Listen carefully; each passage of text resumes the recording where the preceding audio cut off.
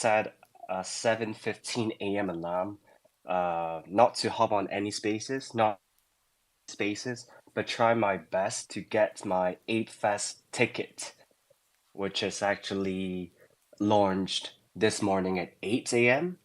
Not sure whether you guys are the announcements from the Yuga Labs. Unfortunately, the claim went on a pause.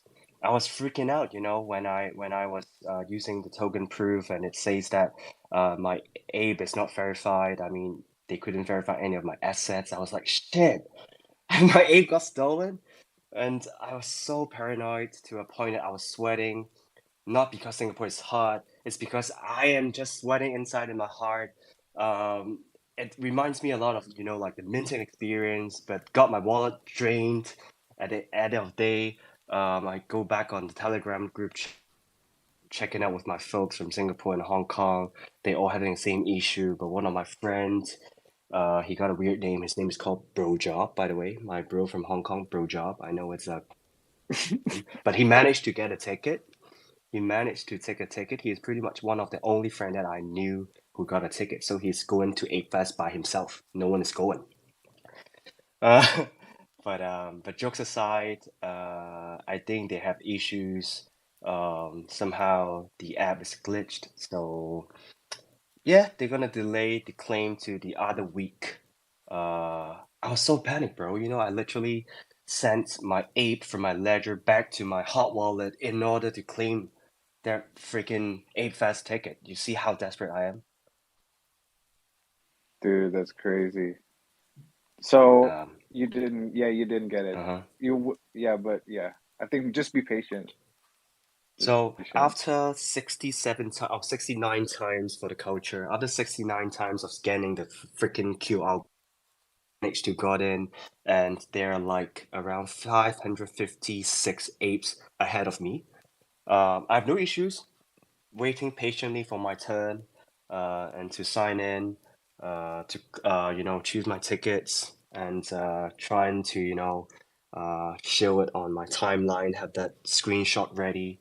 But in the middle Yo, of the waiting, there's another announcement saying that everything needs to go on a pause because a lot of holders couldn't really claim the ticket. oh So I my guess we're God, gonna wait dude. until next week. I hope I'm not sharing the same story again next week. I will just skip Dude, that it's not. part probably if that's the case. Yeah, it sounds like you were in a ticket war. Shit, man. Yeah, I mean, like it's even crazier than tickets for Taylor Swift concert in Singapore. I'm not a fan of No, Taylor Swift, bro. of course, but I heard it's kind of thing in Singapore. Yeah, yeah, yeah. Yeah, but I just feel that I'm just one of them. Um, but anyways, yeah, it's a mess because I booked my tickets to Hong Kong already. For those who just joined us for the first time, I was born and raised in Hong Kong, so actually I made an excuse for me to go home. But it's actually my dad's birthday at the same time, so I just told my dad that I go all the way for his birthday. I never mentioned a single ape. That's a probably Anyways, good idea. It's probably a good idea. yeah, I'm probably go into my wallet and see like this freaking mutant ape I got, and she gonna have a heart attack. Anyways, have you heard? Is it a thing around there in Barcelona right now? Have you seen those uh, ops hanging around that you can scan your iris, something like that? No, I don't know. Have you actually heard of I don't know. WorldCoin? I think this is pretty much a very hot topic recently. I haven't done a big research down on that yet, but it seems like it's a proof of personhood that is based on the idea that because AI, we all know that's going to create like an enormous amount of creations, but also high volumes of spam. So there's a need to prove that someone is a unique, real person. It's strange right now we need machines to prove that we're human beings, right? Um, but it seems that we are on that trend right now. So to simply break it down, users need to visit a special hardware, and this special hardware is called the orb, that you have to get your iris scanned to be verified as a unique real human. It's insane. And also to Yeah, mention that users are eligible to receive, they call it like a world token after you verify it by scanning your iris. Luckily, they only scan your iris, not somewhere else. lucky. All right. We're humans. We're like, I mean, our clones are humans. Like, we're definitely humans. Oh yes, of course, of course. All right, that's a good one. All right, let's do some help with the soundboard. Okay, that's for the compliment of you being here, even though that you're jet lagged. Dude, no, Yeah, man. I mean, Twitter has been rocking me for the entire week, so I have to make good use of every single features that I'm having right now. Oh shoot, I mean X. Are we censored already by saying the Twitter word? yeah, Anyway. yeah. We call it X now, TC. All right, all right. Of course, of course, of course. And following by dot swoosh, the OF1s, the 3D files. Have you downloaded your 3D files yet, my brother? No, I don't have dot Oh swoosh. How shit, about you right. guys? Sorry. I've been This guy's this guy's been asking you this kind of flexing. questions every single time. Like when I got news from dot swoosh, I was like, hey bro, have you seen this? Have you seen this? And he told me that shit, bro, I didn't have my ID. I forgot. It's Sorry, all Web good, three Web man. three people are like this. They never remember things. They don't read. They're Congrats, forgetful. They just ask for congrats. announcements, and they just got hyped with things, single everything that it's appear on the Have timeline. you? Have you? Yeah, Have I you did. downloaded yours? I All downloaded right, mine, but bet. actually it's still taking me some time to figure it out how to run all these files and you know CloneX CloneX 2s are amazing, so I hope they're coming out soon. So it's easier for noobs like us to be there. But of course, we have our community angel Julian heading this dope pipelines and quick threads, helping holders to go through all these files. So shout out to Julian. All right, all right. So I try to bring some topics that are more relevant to you, Sushi. I think you must have seen the Animus 2D art review, right? Please say yes. Yes, yes. I just pinned it up here. It's Awesome, so awesome. cool. 18 hours ago. Oh, it was actually while you were still in Indonesia then, right? Yeah. It's looking dope. I don't know if it's sneak peek or another concept art. The red Mm-hmm. backgrounds are amazing. I think it looks really good, actually, to be honest. I think I tweeted about this as well. Yeah, What do you think? it's really nice.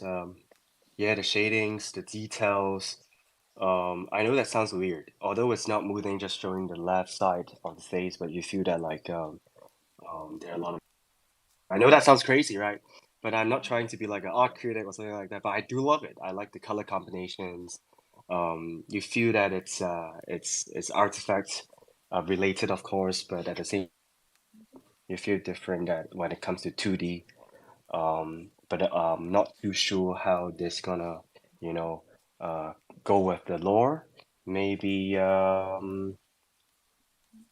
just can't take that I know shit, but but definitely hyped, definitely excited, and imagine with just one emoji and a JPEG, we already getting noise, we are already getting the focus. So we do the zero engagements, right?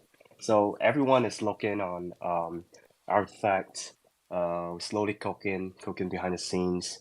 At the same time, we can see the team are communicating. Last week during the weekend, we have Tommy, Taiwan Swag having a Chinese face, and last week we have Cass doing these awesome town halls. We actually have a pretty good spaces going on within the artifact community. So shout out to every host, every spaces are amazing because everyone come together. Not just because you guys just like-minded, but we enjoying the ride. We just hope to bring the good vibes together. So a lot of amazing things happening to our community members as well. So Sushi, do you want to also pin up the recent collab between Staple First and Zaid? Yeah, for sure. And other sushi related news, we do have something from the Stableverse. It's something, literally something, something is coming. Are you ready, Sapiens?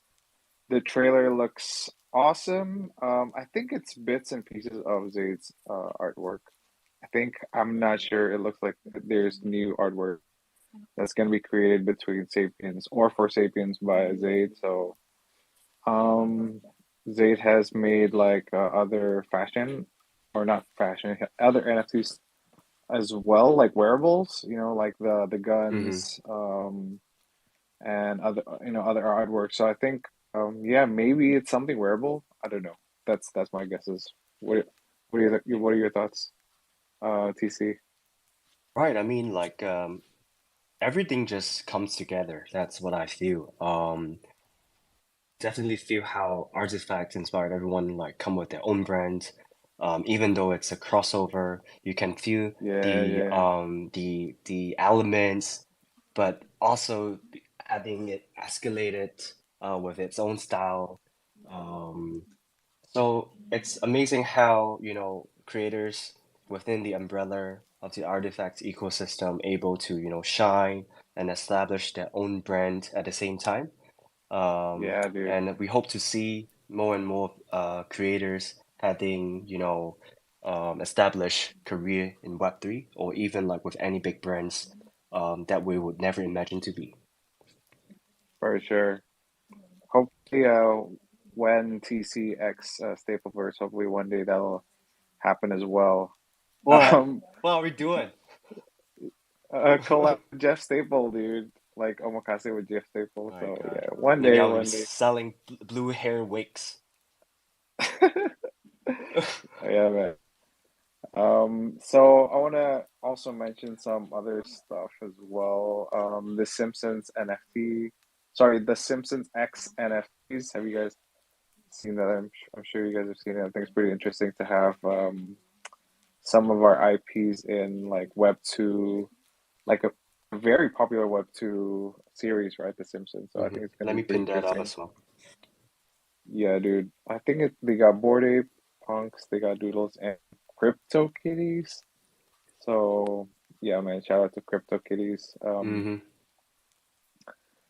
And then Yeah, I I mean this could be think fun, right? yeah, Imagine yeah, Simpsons, iconic.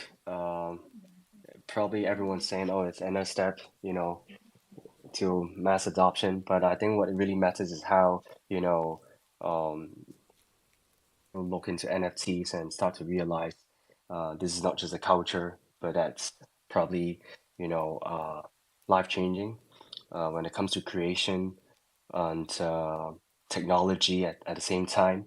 So I hope that will actually get a lot more noise and attention to it uh, because like this space is too much about transactional money, profits and stuff like that. So hope this kind of media exposure would help and to bring more good to the NFT space, bro.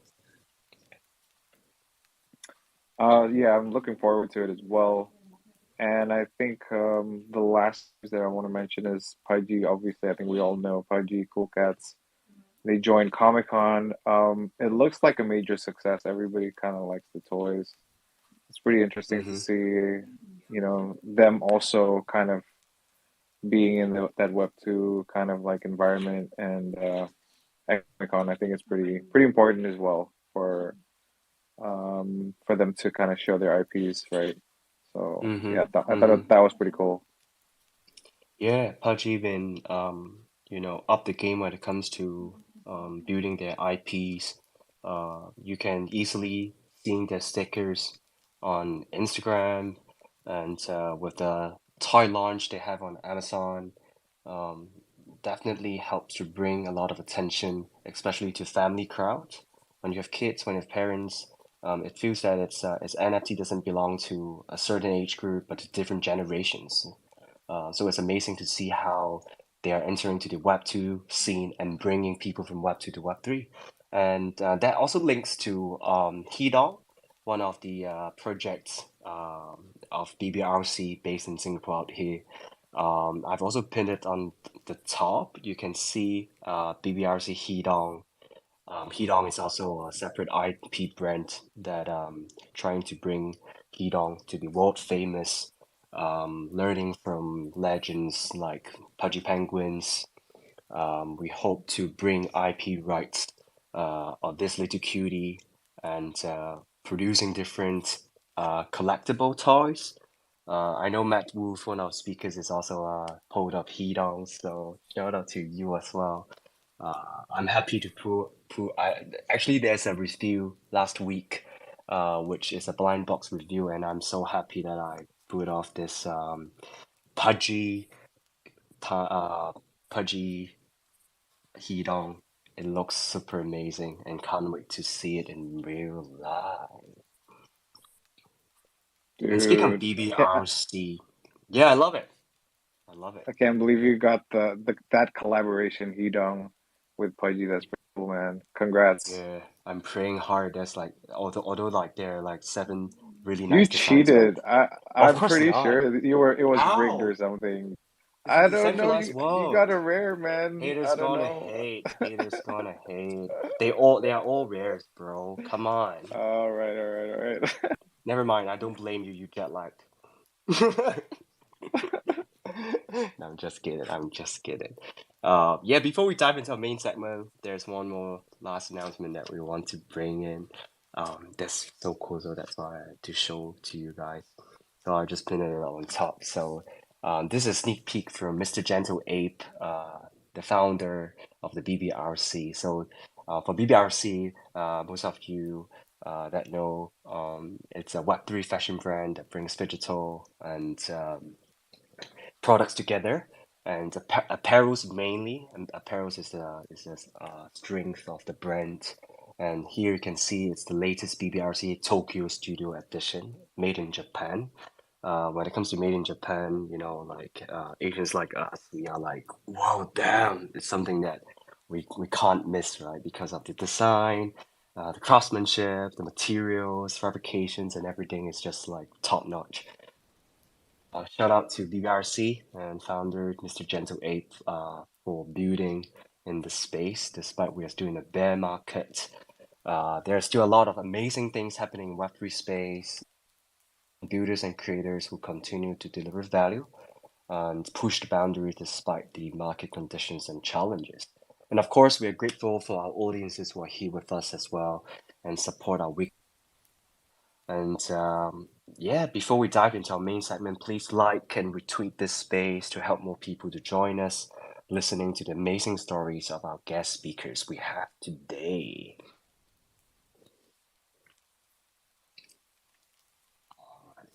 Alright. Okay, so in our weekly show, we are proud to showcase the talented creators and entrepreneurs in our community. And tonight, in our first segment of the show, the Artist Spotlight, we are super honored to have the amazing 3D artist Sam as our guest speaker. Hey, what's up, guys? Sam, I love What the is soundboard. up? what up? What What is up? What is up? up? What's that? Welcome, welcome, welcome. Hello, I love that hello. soundboard. I know I have to utilize it. You know me, bro. Yeah, you're really only standing on one leg if you don't. Exactly, and I'm, multitasking in a small screen like I have on my phone. Yeah, probably I need to upgrade it. But let's see. I can't make empty promises right now. But good morning, Roke. Thanks for coming on. I know it's not too early, but it's still a morning out there, and thanks for coming up. Busy schedule, so it's a huge honor for real. Hey, no problem, man. I'm a pretty early riser anyway, so Mm-hmm. yeah. Right, right, right. So you must be part of the Animus. How you feel about it? I'm pretty bullish on it. I'm saving up to Mm-hmm. get an egg. Right. I've since the announcement, like way back. I've always Mm-hmm. had a pretty good feeling about it. I don't know. It feels like it'll probably be like second just to clones in the whole collection, I think. But Mm-hmm. then there's the whole quantity speculation, so I'm not sure how that'll go. But I'm really excited. I'm saving up to get one soon, and then Oh, yeah, gives me like Pokemon vibes yeah. from the very beginning. Right, right, right. Same here.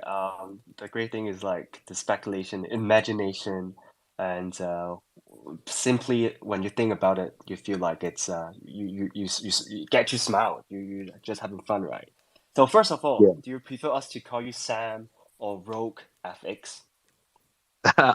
It's really whatever you guys prefer. I kind of like both. I mean, Sam is my real name. Mm-hmm. When I started this whole art journey, I was going by the Rogue Leader, because I'm a big Star Wars fan, and then eventually just kind of condensed it into something a bit more professional, and I got Rogue FX. And much to my much to my surprise, people Mm-hmm. started calling me Rogue, and I thought it was pretty cool actually. I Right, I thought it was pretty cool. I've never had a cool nickname like that before. So I right, mean, you guys right, can call right. me whatever you want. Whenever someone calls me Rogue, it makes me smile. I think that's really cool. You know I'm what? calling I'll you call you Rogue. X. I'll call you I'm calling you X Rogue. because now it's the trend. X is the trend. I'll just call you by X. The artist formerly known as Rogue. Right, right, right. No, I'll call you Sam. I'll call you Sam. You're a good friend. So, Cool. yeah, I mean, like, of course, you are dedicated and committed creators within the community. We all know who you are, but just in case for those who haven't come across you yet, can you briefly introduce yourself? Where are you from? Where are you based? And what are you focusing right now? This can be like your career, family, holiday plans, or even your breakfast, bro. Well, I haven't had breakfast yet, but my yeah, I'm a 3D artist. I live in Canada near Toronto. I kind of specialize. I'm a 38-year-old father, husband, soon to be father again in September. Um, Yay! thank you. But yeah, I specialize in at the moment, because I tend to kind of go with the flow of my own mind. But at the moment, I'm kind of specializing in cyberpunk, sci-fi, dystopian type of art, basically artwork of like futures that you'd probably never want to live in. But it looks kind Right, of the right, right. aesthetic looks really cool. But yeah, it's kind of heavily influenced by sci-fi and dystopian type of environments and crazy fantasy futures and things like that. Mm-hmm. Mm-hmm. Wow. Just trying to ask what you're focusing right now, and we can definitely feel the dynamics that you have in your life. You are gonna expecting a newborn very soon. We wish you a smooth delivery, and September babies are the best because my birthday is also in September, by the way, guys. Mine too. Oh, really? Yes, sir. Virgos? Yep. Oh my God, we September are the pain in 11th, the ass. actually. We are the pain in the ass, isn't it?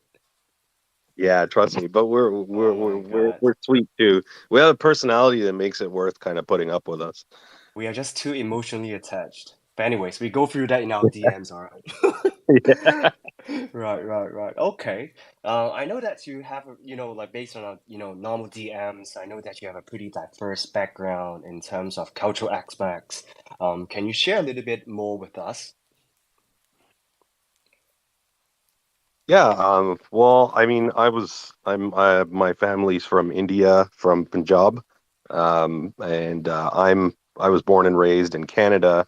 My parents are Indian, but my mother was born and raised in Hong Kong, so I have a bit of that kind of cultural influence as well. Um, but yeah, it's very, very kind of diverse over here as well. So I've had like growing up in near Toronto, it's like kind of the multicultural hub of I'd say the world, to be honest. So I've growing up, I've been exposed and experienced to a lot of different cultures, a lot of different people from different types of backgrounds all over the world, and yeah, I'd like to think I'm pretty universal. Amazing. Yeah, I just came across that your grandmother, your grandparents, were based in Hong Kong during our DMs and Instagram. And I was shocked because like not actually I just posted a picture of a siu mai, which is a food that we normally eat like a dim sum while we yum cha, where we normally eat it for lunch, like a morning breakfast, something like that.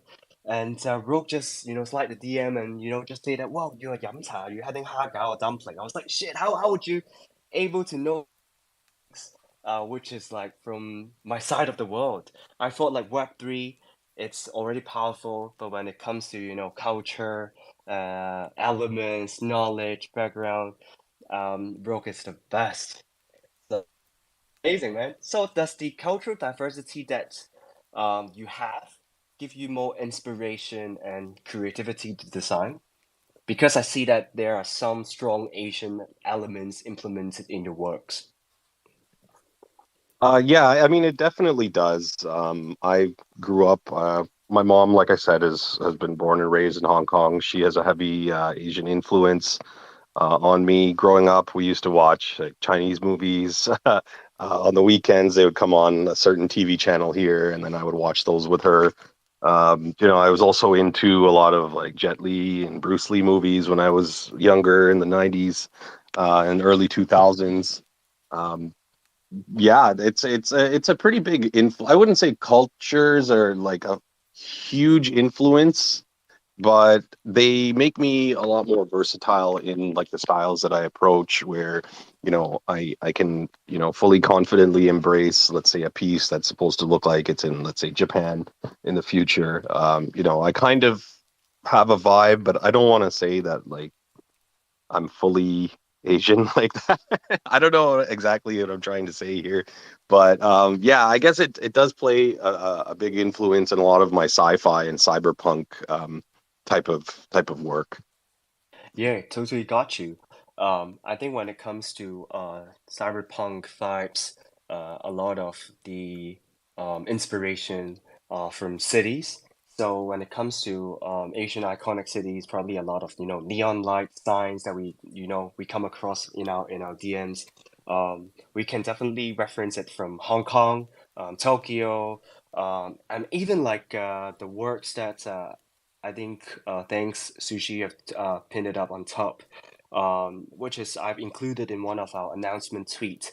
That's specific buildings. Although you feel that like there are a lot of different blocks coming together, but actually that reminded me of one place in Hong Kong. It's called the oh my God, I'm from Hong Kong. I forgot that place. Oh, the Chongqing Mansion.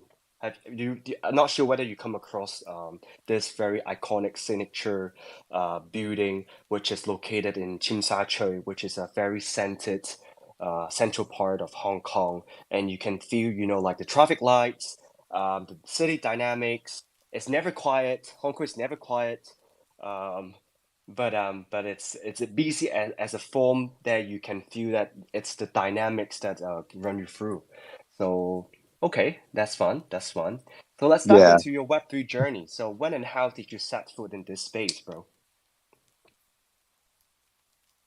Oh, is the mic on? Okay. Yeah, I guess I kind of was introduced into Web3 around the same time I was coming up as an artist. I got into 3D art in, I believe it was March of 2021. So that was right when everything kind of exploded. There's a huge bull market at the time. You couldn't really walk out your door without getting hit in the face with an NFT. So through other 3D artists in the community, I kind of discovered the whole NFT industry and Web3 industry, and really just fell in love because I saw it as a way. I was kind of sitting there wondering, how am I going to get my work out there? What is the end game here? And Web3 kind of really gave me a vision, where you can reach a larger audience. I've never, networked and met so many brilliant people in my life as I have in the last 2 years alone. Yeah, Web3 it's just been a great experience for me so far. I mean, things are a bit down now, but that just leaves kind of room to improve on strategy moving forward. Like I plan Mm-hmm. to include like maybe physical pieces with my future NFT drops, things like that. Wow. So you just got into 3D in 2021, Yeah. but you have already like this. Sorry, can Wow. you say that again? But you have already done like amazing stuff, amazing works, as you have Oh, thank shown you. on your Twitter timeline and on your portfolio. Thank That's you. ins I had a later. excessive Uh-huh. learning curve. Right, right, right. Yeah, Um, when I got in there, I felt, like I said, I am 38, so I'm usually surrounded by a lot of people younger than me. So I always had that obsessive learning curve. Sometimes it can be, uh, not a good amount of pressure that I put on myself, but mm-hmm. it has gotten me to where I am as quickly as I have. But Right. yeah, it's all through just like a really obsessive learning curve. Mm-hmm. Mm-hmm. Mm-hmm. Would you say Web3 it's a better platform and channel to push you to work harder, which actually means that age doesn't mean a thing. Although 38 is not old, come on, bro. We're probably not too far apart. So stop saying that you're 33, 38, and then blah blah blah. But yeah, does that really push you and motivate you since the pace is talents in here? Does that actually allow you to push yourself and to be more curious and to learn new things?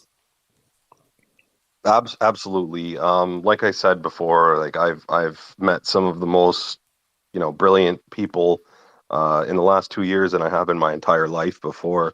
They say that you're only as good as what you surround yourself with. And the last few years I've been surrounded by some of the most brilliant people, the most talented artists.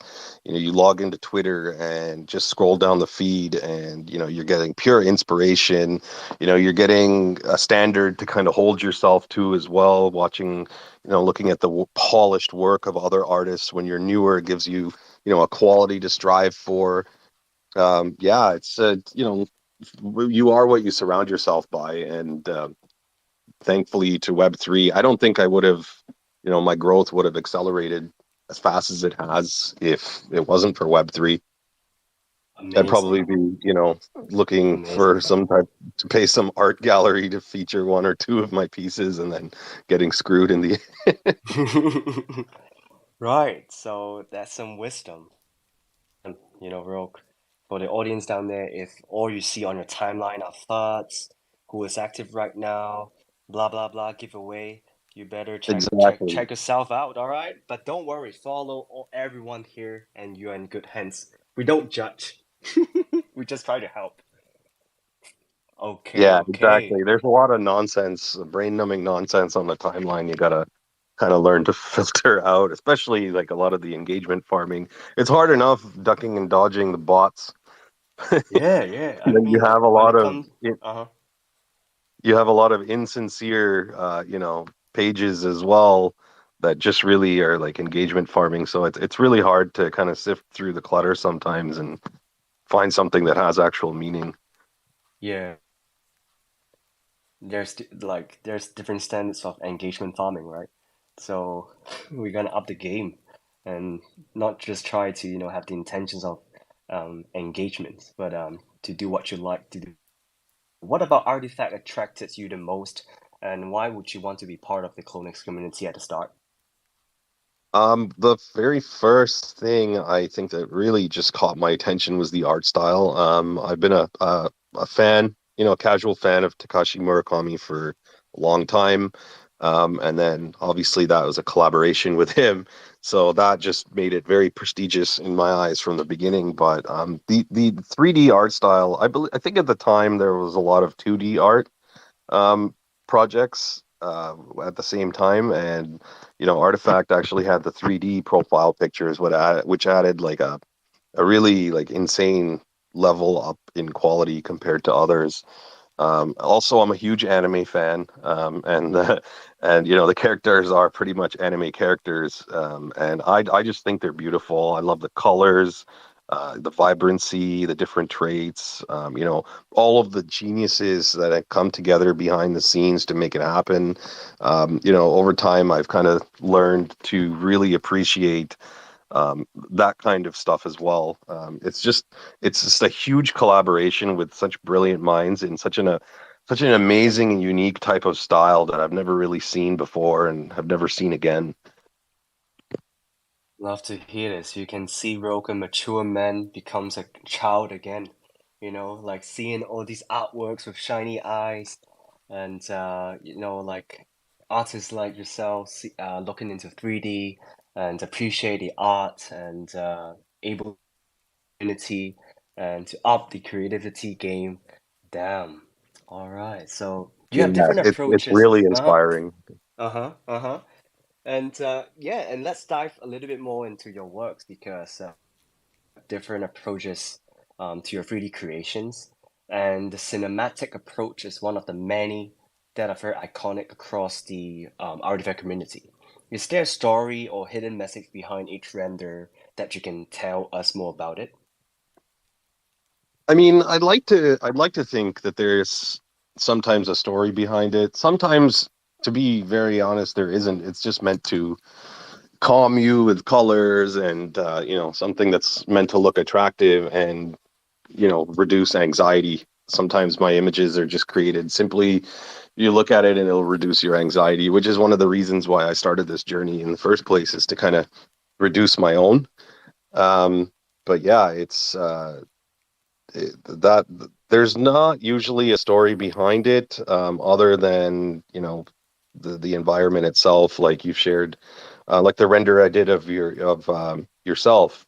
That, I imagine, is somebody after a long day sitting on a rooftop alone, trying to get some peace, just enjoying the lights of his city. Or that Neo Metropolis, that's the piece beside that one. I just imagine it's somebody looking out their window, just zoning out, staring at the colors of their beautiful city. Although it is a slum, but yeah, generally not much backstory to my Mm-hmm. pieces. They're just meant to invoke a calming emotion. And then I also have, I think I have pretty strong ADHD, so my style is always changing up. I'm always, you'll see me do bunch of cyberpunk stuff, and then now I'm Right. working on a car render, that's in a forest. So it's like totally opposite. And it can change just with my mood, pretty much. I can really flip flop in a lot of different directions, which is why I always have like several projects on the go that I'm working on, so that whatever my Mm-hmm. mood changes to, I flip over to that project. Right, right, right. Yeah, definitely. The work that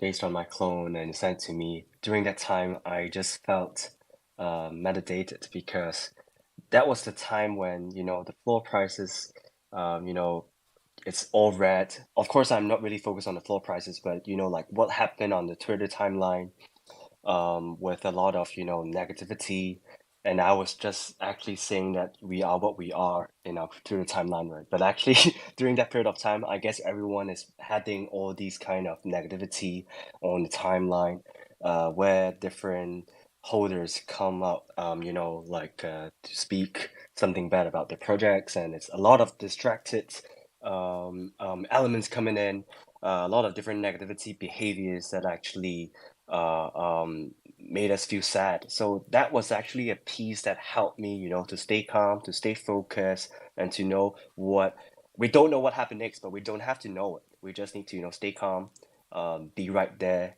and we'll know what's gonna happen next. So thank you again, Sam. For this piece is actually it really helped individual like myself. That's amazing. I really didn't know it had that effect on you. Just made my day. That's exactly what I wanted. And yeah, the negativity, the FUD on the timelines. I don't have time for that shit. It's extremely negative, and it doesn't really get anywhere. Constructive criticism is one thing. Mm-hmm. Mm-hmm. I've Yeah. always had older people tell me, if you're gonna bring up a problem, bring a solution with it. Yeah. But you don't really see that. You just see complaining a lot. And Yeah, over time I've just gotten more and more sick of that. So I just like to kind of, I don't want to say bless the timeline because that sounds kind of egotistical, but yeah, I just kind of like to bless the timeline with some artwork and some vibrancy. It adds, color into a gray world. You definitely know it, man. And you have just released your new work about an hour ago. I've also pinned it on top. Congratulations. You Yes, mentioned a sir. couple of Thank you. softwares that you applied on this creation. Can you share more about with us? Yeah, so the character I created in Daz Studio, Daz is a character creation, customization software. So basically load in, like a male or a female blank template, and you can add all of the different traits to them, hair, clothes, accessories like the robotic limbs that I have on this character is another, it's a one-click accessory you can just buy. And yeah, you add them on. There's different sections like props, wardrobe. So I created the character in Daz, and then I exported it into Cinema 4D with Octane render. And then I built the environment. The environment is part of a kit by Kit Bash 3D. Shout out Kit Bash. I know they'll probably never hear this, but I'm basically I'd be nowhere without them. They provide high quality city assets. They have different kits for different types of styles. Like this one's called a Cyber District kit, so it's meant to look like a small cyberpunk style little district in a city. It's incredibly detailed, as you can see, which means it's also very heavy on my GPU, but so I can't really fit a lot in there. But yeah, I have like maybe 10 of their kits, and I use their cyberpunk ones all the time. It's just phenomenal. And then after I was done, I did some color adjustments in Adobe Lightroom, just to get the color grading going because this looked very different when it came right out of the raw render. It was actually um, probably a little more vibrant and neon. But then playing around through settings, I really found this kind of graphic novel style. And then I took it into Photoshop and added a little gradient going from the left to right of the colored halftones. I guess you can say that little texture that you see gradient um, from left to right kind of starts in the middle and then ends off on the right. So it gives it that polished kind of vintage comic book look.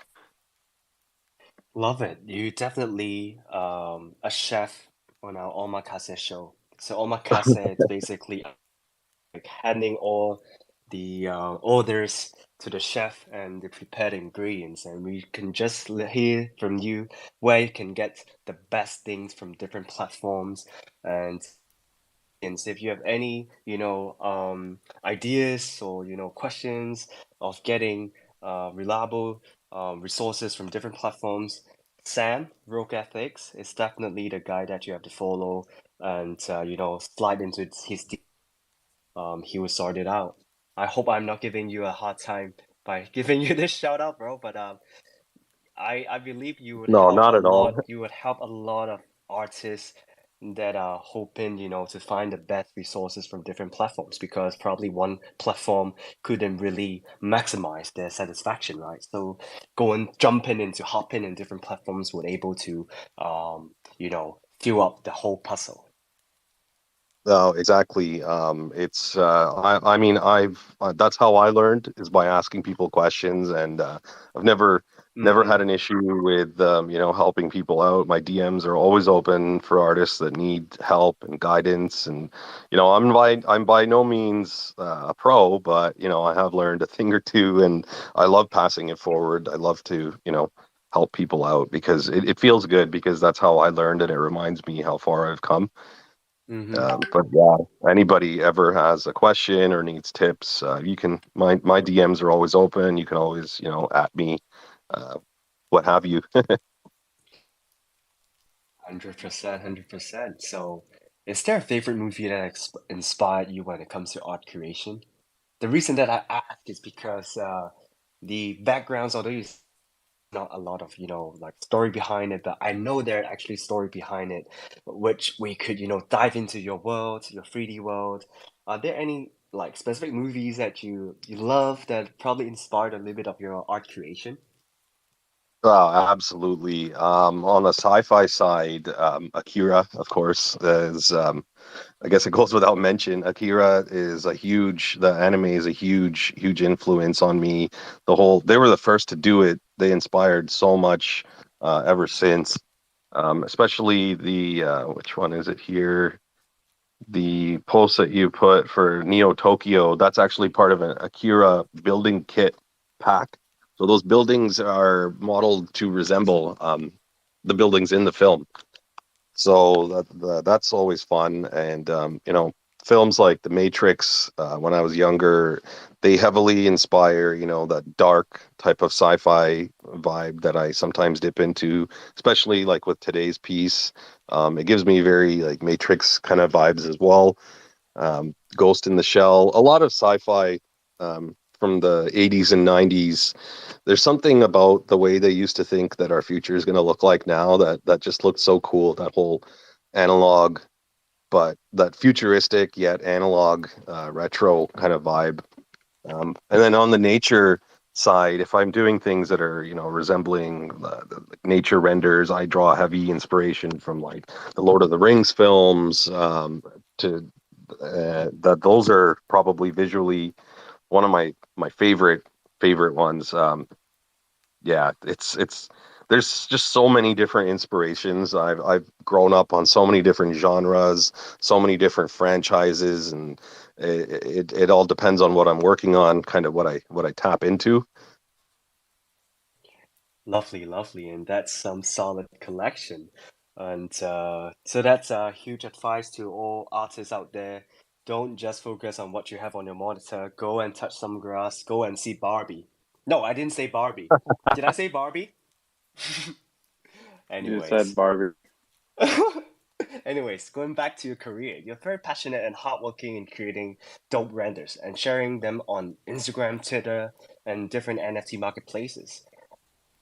Burning out and make sure that your creative juice is still flowing.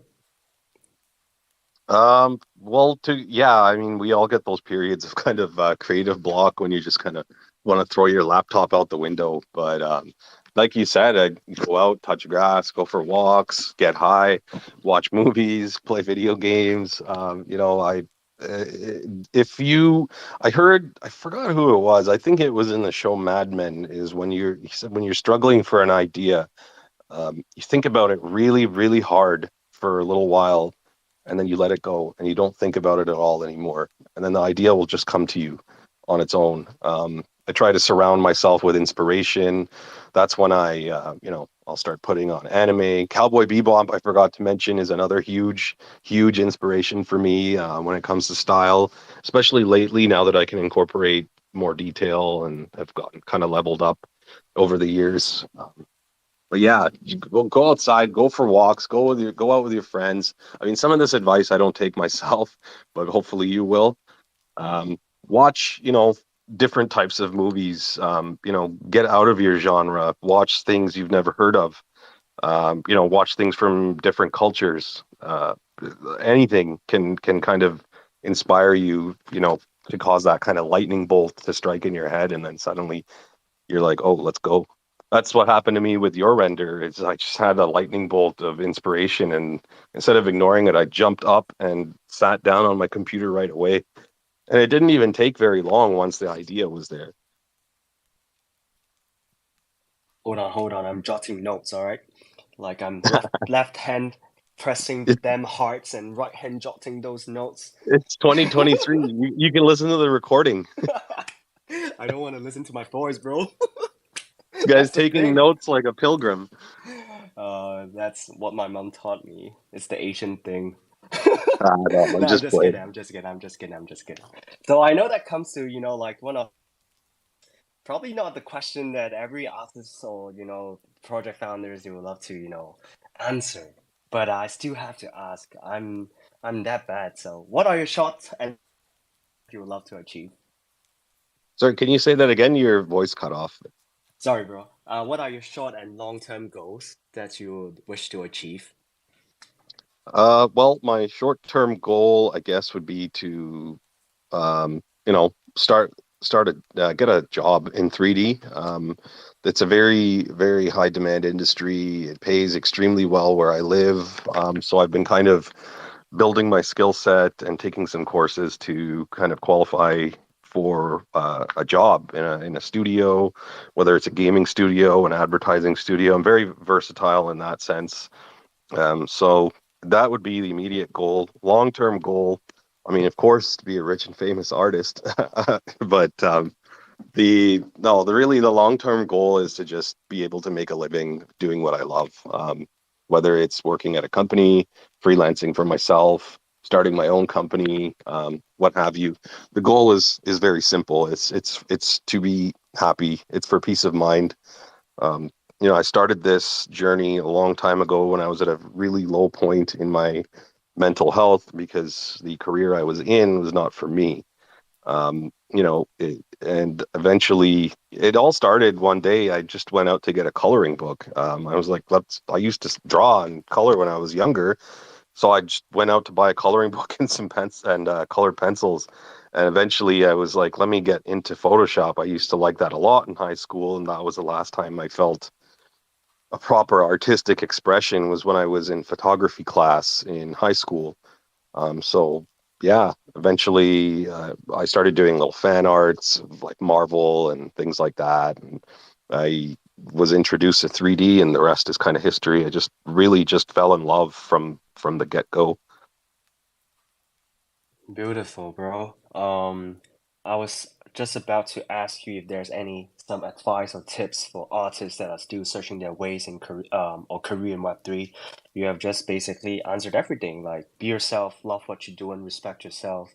Craft your skills, and just be there, right? And at the same time, balance out when it comes to work and also having fun. Are there any further reminders that you want to throw to younger artists and or anyone that out there are trying to make it in this space, make it as in not to be rich or that kind of vibes, but to able to find themselves and to be valued and to share the good vibes.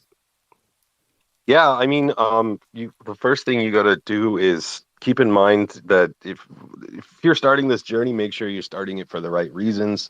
If it's strictly just for monetary gain, your work, it's going to show in your work that you have zero inspiration other than money. Um, Another thing that I can say to new artists, and this is going to sound kind of harsh, but you have to be prepared to eat shit for a little while. When you're new and you have no experience and you have no references, nobody bigging up your work, no algorithm, sending your work out to the world, you're gonna have to be prepared to eat a little bit of shit. It feels bad, when you spend hours or days working on something and it gets like 3 likes or it doesn't get seen by anybody. So that's why it's important to do this for yourself, and then the rest, if it's going to happen, it will happen. um, if you want to make it happen, that's a different story. You got to use your brain and figure out how to kind of incorporate that into a way that you can support yourself. But yeah, in the beginning, it's extremely hard, but you can't give up. I mean, there there are days even when it still happens.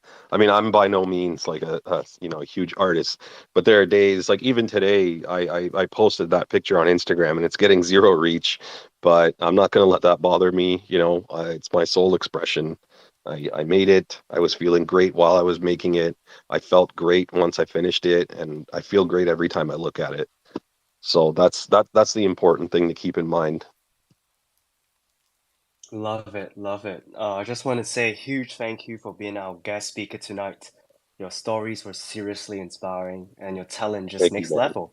But Thank what you, man. really sets you apart is your kindness. I always get a warm feeling when I receive your DMs, about Asian food that we're talking about, art, and your amazing renders. Obviously, you're the most people I know. Simply your selflessness and commitment to spreading love within the community makes you a true pillar of our CloneX community. So good luck with achieving your short and long term goals, and I wish you nothing but success, brother. Thank you, man. I really appreciate it. Since we met, I've really appreciated the words of encouragement, the love, even the invite to coming on the show. It really helps. With confidence. I really appreciate all the love. And sorry, I couldn't be as funny as I thought I would be. I'm a little nervous, but No way, you're fine. I hope you're with us. And yeah, thank you yeah, so much for tonight. And thank you. And I'm gonna pass it to you, Sushi. Dude, Rogue, thanks for coming here. First of all, I want to say dope clone. Dude, that's a crazy clone. that's Angel. Randy's. Oh, that's Randy's. Well, shout out to Randy then. Yeah, I But thank steal Randy's identity from time to time. He said it's cool, so it's okay. Until I get shout out, my own, I can only live vicariously through him. dude, shout out to Randy. And second of all, good taste in anime. And dude, never stop watching anime. It's inspiration. I totally agree with you, Rogue. Even though I'm Yes. a grown ass man as well, but anime just gets me. You feel me? But yeah, thank you, Rogue, for coming here and sharing your story. And would love to get your renders as well for my clone one day, hopefully. And yeah, I think let's Already go, working on dude. Let's fucking go. it. Thank you so much, Rogue. Um, yeah. Next we have our guest spaces from our friends at Play Estate. Welcome to the stage. We got Mad Wolf on the stage, and also from the Play Estate, we got Warren. How are you guys? Welcome to the Omakase show. GM. Does your mic work, Warren? Hi, hear me? Am I rocked again? You're good. You're good. Welcome. How are you? How's your day? My day has been honestly, I've been traveling the whole entire day, just kind of meeting people and stuff like that. But yeah, it's really happy that I could hop on the show. Awesome. Thank you so much for coming here as well. We also got Mad Wolf. What's up, Mad Wolf? Are you gonna Hello, say a couple hello. words? So Wolf, this is the Wolf, first time Wolf. I'm being a speaker in a show, and Let's fucking but go, but boo. unfortunately, I've been feeling kind of under the weather because it's been raining really hard here for the past couple of days, and my nose has been clogged for the whole. um, yeah, so I can't really talk properly now. No So worries, I'll no I'll worries. let Verna do all the talking for now. No worries. Get well soon. The weather has been crazy, of course. So yeah, get well soon, and good excuse, to get word doing all the talking. Obviously, before we go to diving into the project, Warren, I also got a question for you. Thank you for taking your time and joining us in Omakase and sharing us a little bit about this project. But before we do that, please tell us a little about yourself, a little bit about your background before Web3, and what is your role in the Play Estate? Yeah, for sure. And thanks for coming, guys, and hopping onto this space. I was really excited actually, because Tino or TC over here, I call him Tino. So we actually had a in real life meetup just to kind of talk about ourselves and the project. So I just want to give a shout out because I'm really grateful for him to spend the time, to do just that. We really need these kind of connections and these kind of momentum in the space right now. So yeah, just to talk a little bit about myself. So I'm Verna. So currently, I'm actually the marketing director for Play Estates. I've actually been in Play Estates for about 8 months now. I started off at January as just a member, and then I kind of gotten a chance to become a community manager, and then right now I'm the marketing director for the project. And yeah, just to talk a little bit about my background. So, um, uh, actually, I am. Sorry, sorry. Where do I start? Um, So basically, I From am. the beginning. So I was born on 21st October 1998. uh and yeah, I mean, you're talking about birthday, so I'm just gonna put it out there. And then fast forward until the interesting part, is that so I actually started a few like small the businesses when I was young, so I was kind of like into entrepreneurship. And then right now, so after fast forward until when I was in college, I started my own food and beverage line, which is selling soy desserts. And yeah, very happy to say right now, we have just launched two shops. And anyone, if you guys are in Malaysia, I am more than happy to host you guys. But yeah, and I know this is not related to Web3 at all, but how I actually gotten into Web3 is that I actually gotten into Web3 during the bull run. So that was like, I think, 2021. And my first project was Oxia Origin. I don't know whether any of you know that. That was like a, a very huge thing during that time. And so how I started off is that I was a member in this project. And then later on, I got the opportunity to kind of work with different teams as a moderator and then just get to know community members. I'm not really a grinder, honestly. Like I don't really talk a lot in Discord in text. I like to hop into VCs as well. But you won't see me kind of grinding. So like I wouldn't say like I am super how would I say, like my presence isn't the biggest and stuff, but I really cherish especially the technology behind NFTs. Like I really like when you guys talk about NFTs and technology, because I think that is very underappreciated. And yeah, so after I gotten some moderator jobs, and then I started to kind of build my own connection and my own network, and then start to work with even more team. And then I got into community management as well. I gotten into like hosting events as well, and then until and yeah, and right now I'm here. Right now I'm just in Play Estates as a marketing director. And yeah, it's been a really really wild journey. There's a lot of hard work that is poured into this, just so that just for me to be here as well. Yeah. Awesome. Thank you so much. Man, started as a member to a mod, now to a marketing director within, a couple of years. So congrats on the role, and glad to have you here. I think we're also very excited to talk about what Play Estate is all about.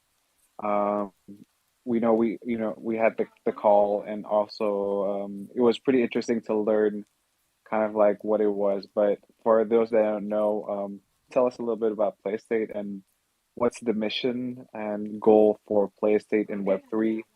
I think it's pretty interesting that it's kind of real estate, but using the blockchain technology. But can you, yeah, probably further share it to us? Yeah, for sure. I'm really happy to do that. So just to let you guys know about Play Estates, so we are actually a real Web3 real world asset project that utilizes NFTs to create fractionalization of real estates. And our main goal, right, is that we wanted to get real estate to be as accessible as well as affordable for, anyone that is out there. Real estate itself is such a strong word, right? Or it kind of, like, for me, if I hear about real estate, I'll think like, oh, I don't have money for that, right? But in Play Estates, what we're trying to achieve here is that we're trying to remove that kind of sentiment about real estate by actually allowing people to start investing at the minimum of $10. I know there's a few like real asset projects out there as well, but we are really trying to push this as low as possible, because we understand as well, there is a lot of people that cannot afford real estate because of its high price, and some people would even think like, say, $500 a lot. So it depends, like comparatively. But yeah, that is what we are really trying to do here. And the goal here is that we really want to provide a a very convenient marketplace for buying, selling, and trading real estate assets. We want to kind of enhance liquidity as well, as you guys know that real estate is actually a very illiquid asset. And also the main thing is that we really want to allow the access of real estate everywhere from anywhere. So what that means is that because what we have under our pipeline right now, in terms of the assets acquired in play estates, most of our assets right now are in US. And I think a lot of you guys may know that it's very hard for a foreign countries to be accessing the real estate in another country in terms of investing. So what we're trying to do here is that we want to eliminate the barrier. So it's, for instance, like I'm from Malaysia, I'm able to invest in the property in US. And yeah, and that is basically the whole idea of what Play Estates is about. But I can share with you a little bit more about in terms of fundraising and stuff. So right now we currently have around 23 million worth of properties under our pipeline, and most of them are from Los Angeles. We have from Miami, Seattle, as well as Houston. And we are working closely with three family offices as well. I think if anyone in the audience is from the US, you may have heard of them. They are really huge real estate developers. They are called Genesis Commercial Capital, with a 3.3 billion in asset under management. We have Volta as well, and we have CloneX as well. So the total asset under management is, I think, around 3.6 billion. Yeah, and they are actually our partners because our founder was in the real estate development scene for quite a long time. So we had a very, very good relationship with them. So in terms of the fundraising right now, we have raised around 1/4 of our seed round at around, I think it was around 650,000. That was done 1 month ago actually. And yeah, we are currently at this stage right now, and we are really happy to share with you guys. Yeah. Amazing stuff. Thank you so much for the little share. I know you're holding a lot, because it's kind of the little kind of intro for PlayState, but thanks for sharing. I think what's also interesting, before we get into the project, I want to talk about kind of the real estate industry landscape in Web3. What do you think about, how do you guys see yourself in that kind of positioning, and what do you think the potential of NFTs are in pushing real estate from Web 2 to kind of Web 3? And yeah, I think I want to know your thoughts as well, because I don't think there's many projects like this, that kind of dabble into both segments, right? Real estate and Web 3. Yeah, I want to know your thoughts on that, Werner. Yeah, so yeah, I'm happy to share that. So in terms of the real estate industry in Web3, I think like what Sushi you mentioned, which is kind of true. There's not many projects, or there's not many companies that are actually dabbing real estate in Web3. There is if you kind of search it up, there is as well. But it is not done in a way that it is being adopted. Is being like mass adopted, or it is not as hyped as NFT projects that does art collections and stuff. So we call this as real world assets. So for me, I'm looking at when we look at Web3, right? A lot of times we are looking at people, or I would say crypto natives, that are mostly towards the community, where they are more keen into trading NFTs, collecting art, for instance, flipping NFTs, and then like degenning, right? That is like the main thing about NFTs as well. And the thing is that I mean, these kind of aspects is really amazing, and that's what makes NFTs unique as well. But when we look at the bull market at that time, we're really seeing a lot of people aping in. Of course, mainly the money looks good, it's very, very attractive. But when we look at the bear market right now, we are seeing a lot of examples of the DeFi at the moment. We are seeing unpredictable fluctuation rates in terms of floor price. We are looking at a market right now that is driven by emotional sentiment, and we are if, when we look about like privacy, right? Some of the stable coin liquidity as well. They said that they promised that if you hold coins, gonna get a return of 100% and stuff. But then now it's at like single digit yield. These are the things that kind of showcase some of the pain points, or that we can penetrate to make Web3 better as well. And that is where the real estate industry, or let's call it the real world asset industry, come in. you know um the thing is that, because real estate itself is from Web 2, right? We when we see talk about houses, we talk about commercial building, residence, we talk about warehouse, everything is from Web 2. Is If we talk about Web 3, we usually look at the virtual lands, virtual houses, and it's not really a physical stuff, right? So the thing is that in Web 2 itself, we are looking at the real estate. When we look at real estate, it has its own pain points as well. We're looking at brokerages that are, or let's not say brokerage, let's say agents, right? Agents that are, taking in commission, a high commission. You have to pay them for these intermediary fees. And then, in terms of when we deal with banks as well, there are so many paperwork, and it takes months to get it through. Sometimes we have to get a loan and stuff like that. And there's so many things that because the reason why is there's centralization. And how do we resolve that? We have decentralization. That if there is a problem in centralization, I would say that decentralization is the one that will solve it, right? And Oshushi mentioned about the overall how big of this industry is. When if you look at the statistics, right, for the traditional finance systems, they actually, right now we have around like what, 600 trillion worth of assets. And imagine, right, if we just like tokenize 1% of these assets, and that will be like what, 6 trillion. That is a lot. That's a huge market, right? And even when we are talking of the NFT space, no, let's not talk NFT, let's say the crypto space as a whole, it's right now at what, I'm sorry, correct me if I'm wrong, but I remember reading it at like, I think 3.8 a trillion. And that is like still lower than just 1% of those assets available in Web 2. So there's so much that is going, that it can go on, and there's so much potential, because right now the bear market is screaming for projects, or I would say companies, that want actual and tangible value. Meaning, when you invest in something, or you purchase NFTs, you want to expect something in return. So when we think about that, that is why real estate yield is kind of attractive in this way.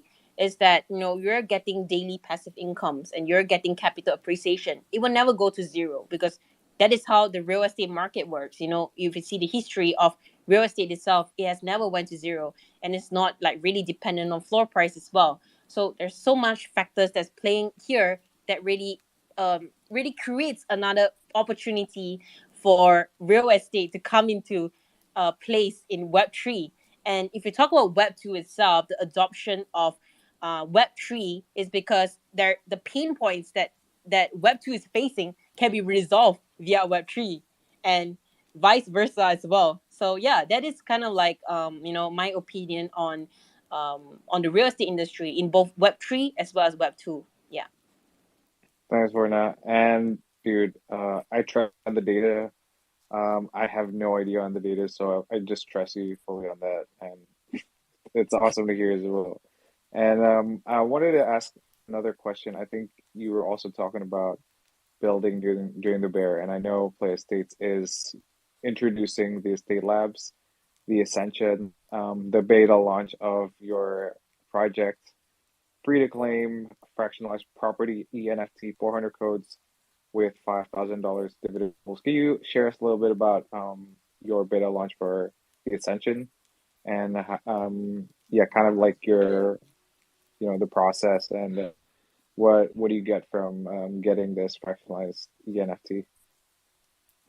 Yeah, sure. So, just to share with you what Estate Labs is basically our beta launch for Play Estates. So, just to share a little bit of why we kind of establish Estate Labs, as well as like what are the kind of benefits as well. So, I mean, I was mentioning about the bear market, right? A lot of projects are struggling to provide that sort of tangible real world value. And the reason why we are unaffected by this trend is because our property NFTs, if in the future you own one, it holds like intrinsic value, right? So users can just like sit down, look at the screen, and just watch their money grow, because there's dividend. And the thing is that when I say something like that to the crowd, right, everyone would be like, I'm pretty sure this is a scam, man. Like, it's just like, I mean, it's basically like, we're just giving out money. Like, it doesn't make sense at all. But truth is, that is how it actually works. And the reason why we wanted to do estate labs is because we want to raise that kind of confidence and awareness in terms of the importance of real world assets and the yield of what real world assets or real estates can bring to the table in the crypto space, and especially during this bear market.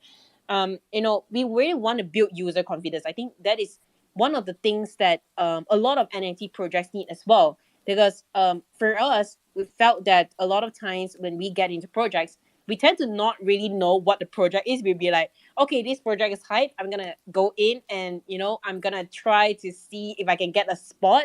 I'm gonna mint it. I'm gonna see the floor price goes up. Okay, if it does, I'm gonna mint and flip it. If not, then maybe I'll just mint it because I like a little bit about the project. I would say that this happens to quite a lot of projects. I wouldn't say all, but I would say at least myself, I go through that.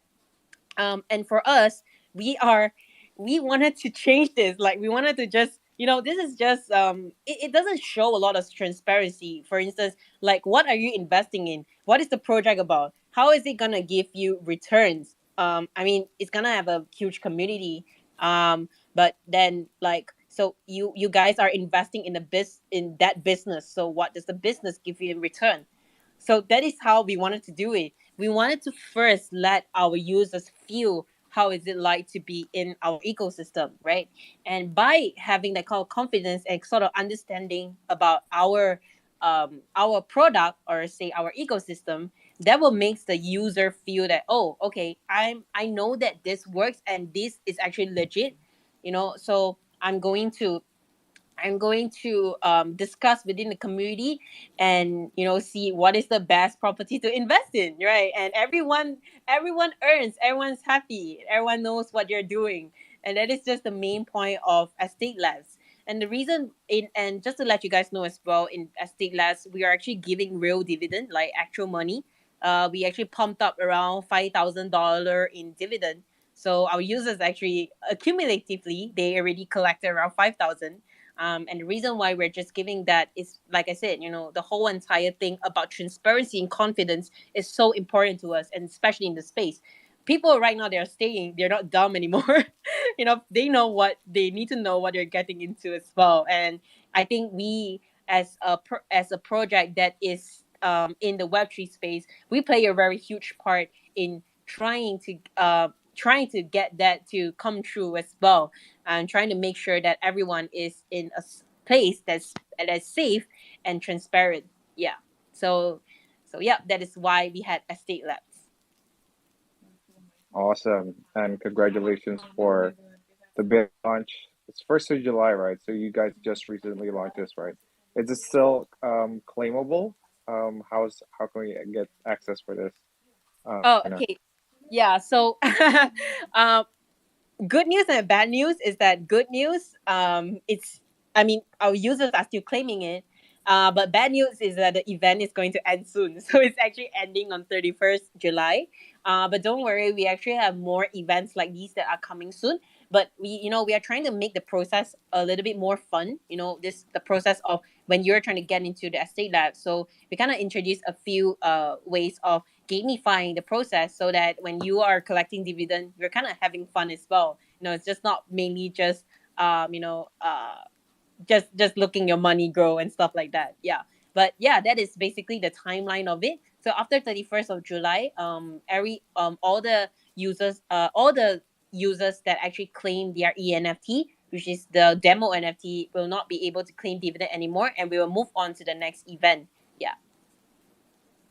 Amazing to hear. So at least I got time I think we're gonna run. I think we're almost running 1.5 hours. So I think I'm gonna have one last question for you, and I thank you again for being here. And I'm also inviting everyone. If you guys have any questions for Werner, feel free to raise your hand as well. But my last question is, I think um, I want to know your biggest challenges, what that you've been facing, especially convincing people that this is real estate as well, investing in Web2. Your biggest challenges in building Play Estate, and maybe another one that relates with that is what's next for Play Estate. So I guess it's a double question in one. Go ahead, Werner. Yeah, for sure. Okay, so I'm just gonna be very honest, like the challenges that we faced.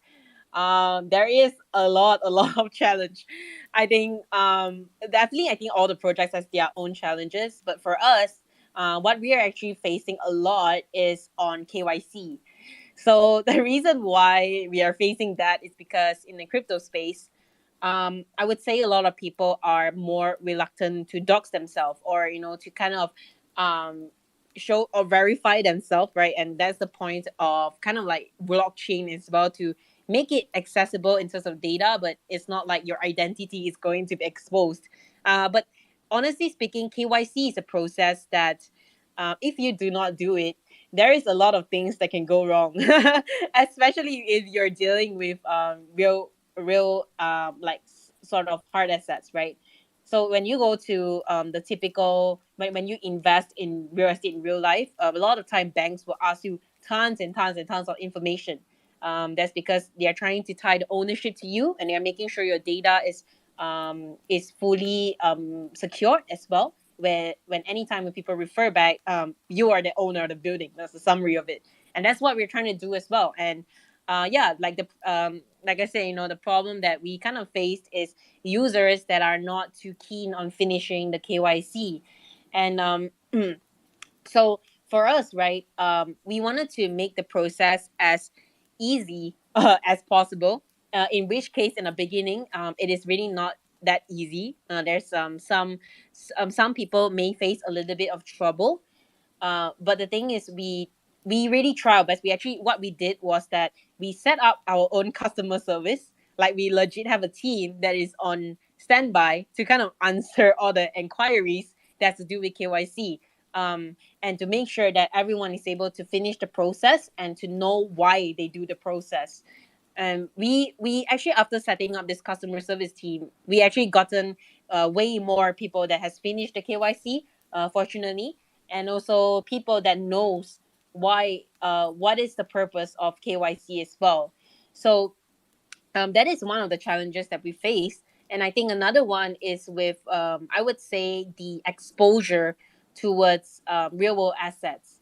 So if we talk about like when you're asking about building, let's talk about community building. Okay, so community building wise, I can kind of speak in this point of view since I was in charge of the community and as well as marketing. So community wise, the one of the biggest challenges we face is that a lot of people are not aware of what real world assets is.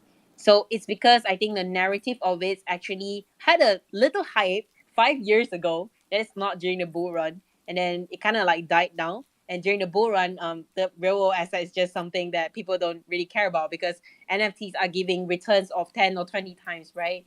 But right now we are really going into the bear market, and it's reflecting a lot on how real world asset is coming into place and why is real world asset still going strong in this market.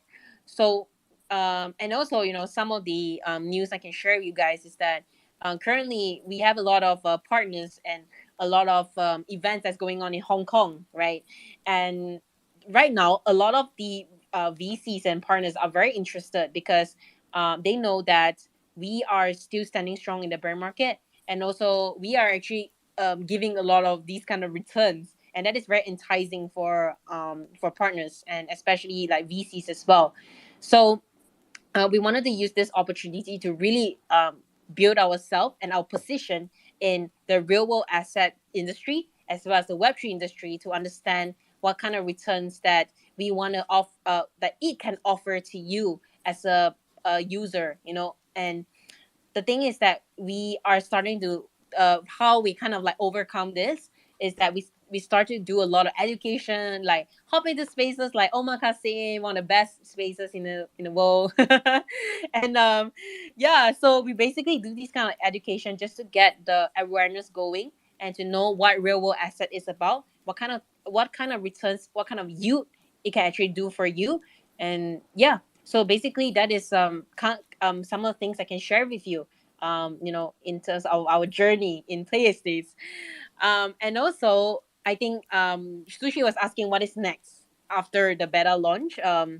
So basically, in play estates right now, our main focus is if we really want to get the properties out for the market to start to invest. So one of our main collection right now would be the property NFTs, which is basically it because it is fractionalized, right? And we have different tiers as well. So it really depends on your capability or your confidence in wanting to invest in that particular property. So we have pretty huge supply, and for that case, our main collection would be the PNFT, and it is gonna be estimated to be launched at late Q3. So I would say around September, because right now we're actually right now our main focus is to actually get the beta launch, to have more events, to have more users, to be confident. We are trying to do press releases as well, and yeah, we're trying to really build the traction right now before our main collection. So do do kind of hop in with us and kind of come and talk to us as well. We'll always be there. Yeah. Amazing. Thank you so much, Werna, and excited for your beta launch. I'm definitely interested, and also your main collection. Congrats and good luck. I think we're already, run 1.5 hour. I think we'll close the spaces. TC, do you got any questions? Or Mad Wolf, you also want to say woof woof or say some love for Werna for answering all the questions because you were sick? Uh, no, I don't really have much to say. I'm very thankful of Verna. I think she's amazing, and she knows that I've I've been saying that to her in our own chats. Okay, I don't know what I'm saying anymore, so that's all I wanted to say. That was some flowers, Werna. So yeah, woof woof. Wolf, wolf, man. Um, woof woof. All right, TC, yeah, you got a question for No, Mad I'm Wolf good. or for Werna? Met Werner last week while she was in Singapore. Love her energy, the passion, and the knowledge, especially the motives that she wanted to bring education to the space. So shout out to all these legends out. Um, Give them a follow, Matt Roof. Stop blaming that it's your flu, but thanks for coming here as a speaker tonight. You definitely step out of your comfort zone. And to my brother, legend, Sam, Roke, and definitely Wern as well. Yeah, Thanks, man. it's a very good space to see different talents coming together with different expertise. Um, that's the fun. That's the beauty of Web3. We're learning every day. We stay humble and we put builders and creators first. So if we don't have any questions, we're gonna wrap this up.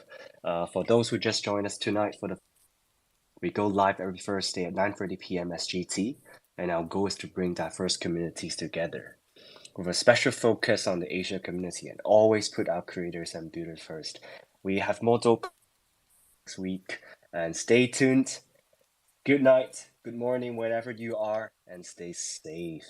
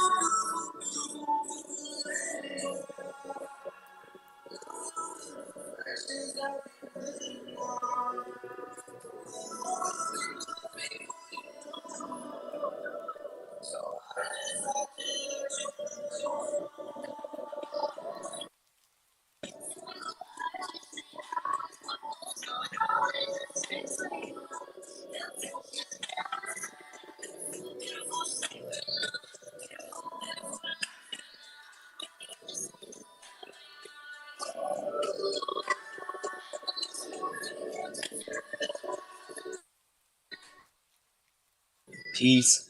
Bye, guys.